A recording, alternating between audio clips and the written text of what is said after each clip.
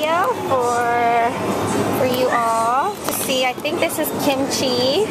There's a kimchi and pickled plums. Sushi's really cheap.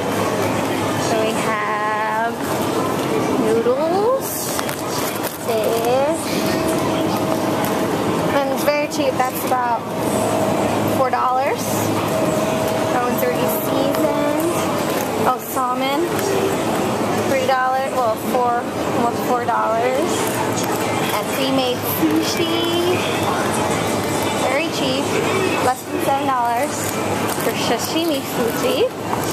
And I think I'm embarrassing Ariel making a video of the Japanese grocery stores.